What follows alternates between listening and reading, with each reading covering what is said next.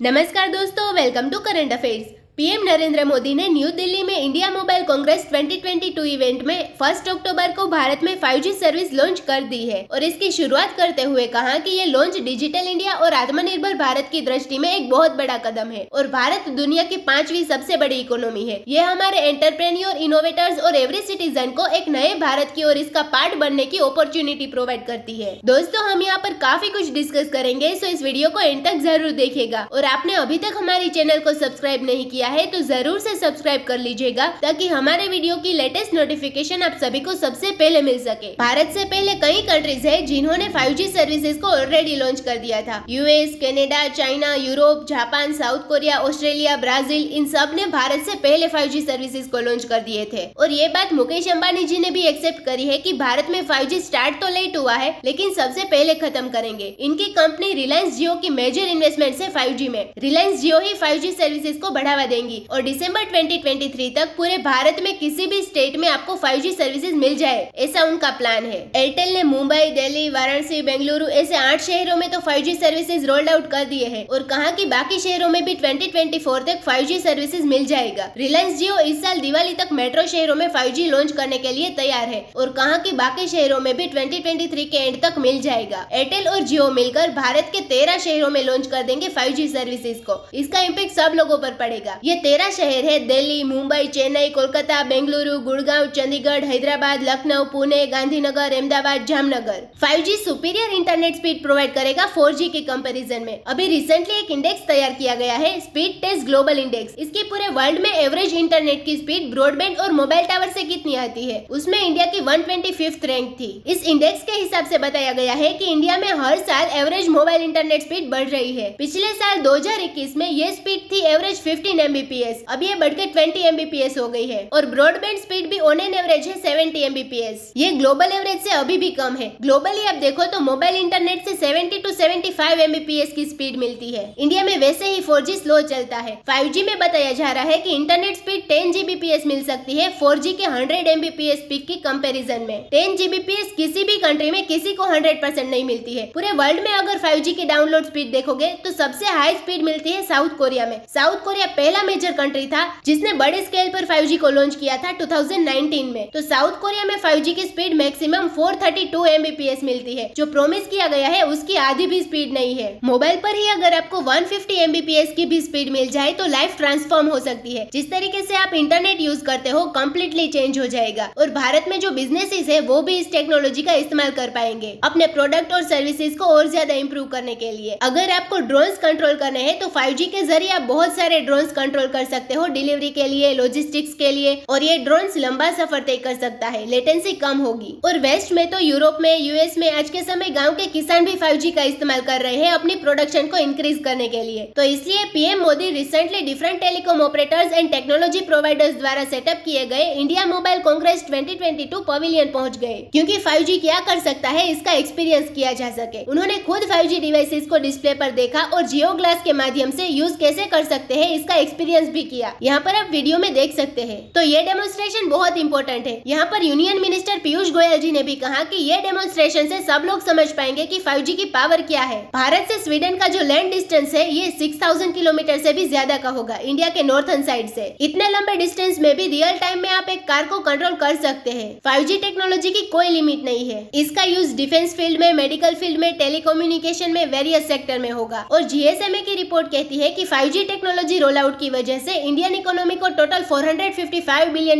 का बेनिफिट होने वाला है 2023 से 2024 के बीच में। और सबसे ज्यादा बेनिफिट होगा मैन्युफैक्चरिंग सेक्टर में, क्योंकि आज के समय जो मॉडर्न तरीका है मैन्युफैक्चरिंग का, वहाँ पर 5G का यूज बहुत ज्यादा होता है और इंडिया 5G के मामले में बाकी कंट्रीज की तरह चाइना पर निर्भर नहीं रहेगा। इंडिया ने 5G इक्विपमेंट के लिए चाइना पर कोई डिपेंडेंसी नहीं रखी। जो भी 5G इक्विपमेंट होगा वो मेक इन इंडिया होने वाला है। तो स्ट्रेटेजिकली भी इंडिया ने इस बहुत ही इंपॉर्टेंट सेक्टर को चाइना से प्रोटेक्ट कर लिया है और गवर्नमेंट ये इंश्योर करे जो प्राइवेट कंपनीज है ये प्रॉपर स्पीड प्रोवाइड करे। जो प्रॉमिस किया गया है 10 Gbps का, उसका 30 to 35% भी मिल जाए तो बहुत बड़ा इम्पैक्ट पड़ेगा इंडिया पर। तो ये 5G सर्विस आने से इंडिया में बहुत बड़ा बदलाव आ सकता है। तो इसी नोट के साथ वीडियो करते हैं खत्म। उम्मीद है यहाँ पे आपको काफी कुछ जानने को मिला होगा। Thank you for listening.